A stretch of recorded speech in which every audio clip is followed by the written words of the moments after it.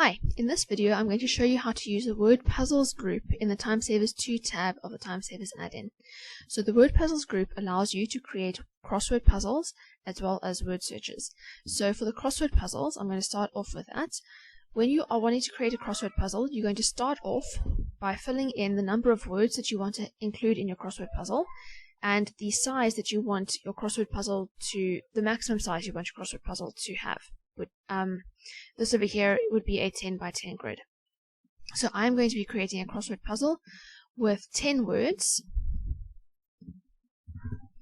and I will start off by trying and seeing if I can get it to fit into a 10 by 10 grid. If it doesn't, then I will increase the size until it fits.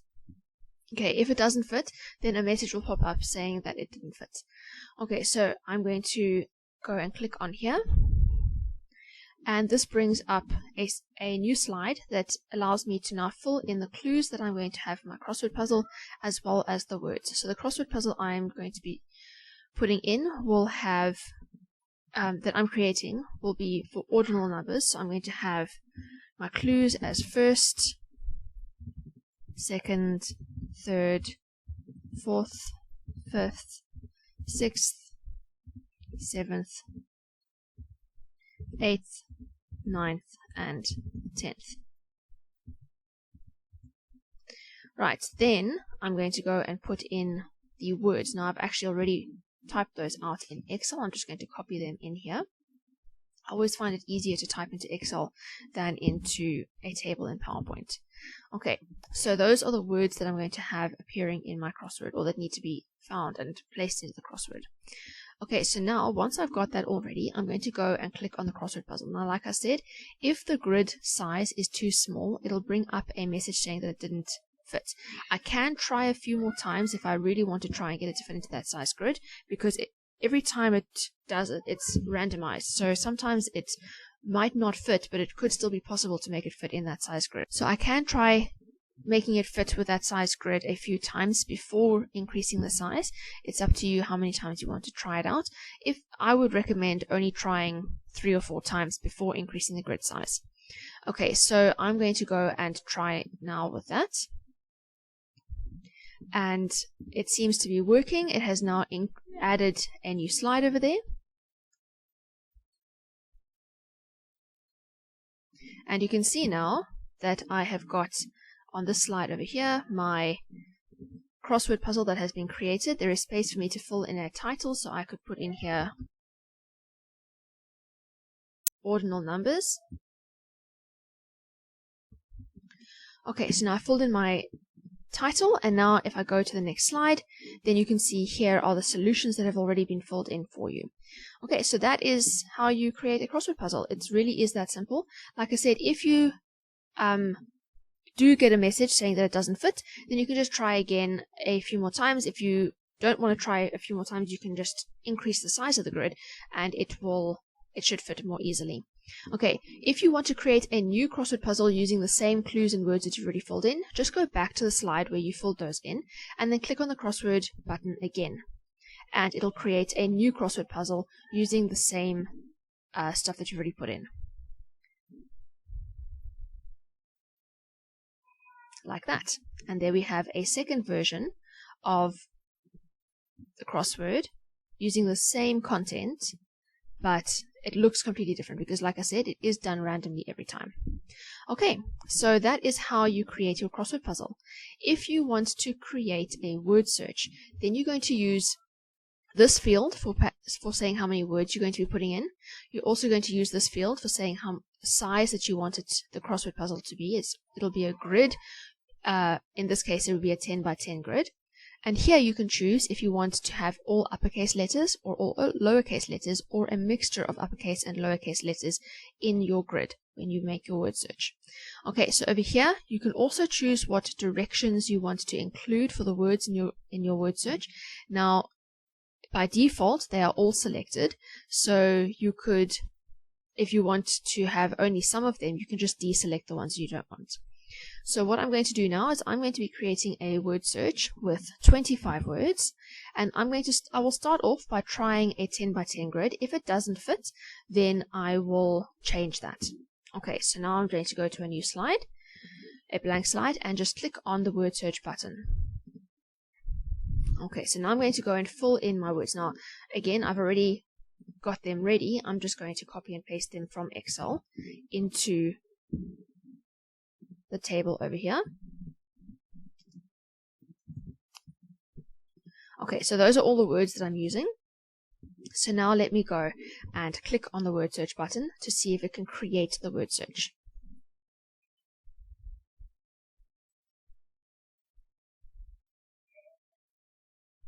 Okay, so it's brought up a message saying that the words did not all fit in the grid on this attempt. So I can try again if I want to, but I think that 10 by 10 is probably going to be too small to fit the 25 words. So I'm going to try a 12 by 12 grid instead, and then I'm just going to click on that button again. Now this time it says that it did fit, and I can now put in a hidden message if I want to. There are 28 spaces left over. So if I want to create a hidden message that the students or whoever's doing the word search would find after they have found all of the words, then that is the message that I'm going to put in over here. So I can put in, congratulations, you got it. Now any punctuation that I put in here will be removed when it gets put into the grid. So this is 28 spaces that I have available. If I put in a message that has more than 28 characters, excluding punctuation and spaces, then I'll be asked to put in a new message. So just be aware of that. You can have a message that is shorter than 28, and then just the extra spaces after that will be filled with random letters. But if you try and put in a message that is too long, it'll bring a message back up asking you to put in a new message. Okay, so I've got my message over there, and I'm going to go and click OK. Okay, so now this is my word search over here. Because I chose uppercase letters, well, that was the default, I didn't change it from uppercase letters. Everything over here is uppercase letters, but the words that are down here are still the same as how I typed them in. So if I want them to appear over here as uppercase letters, then I need to type them in over here as uppercase letters.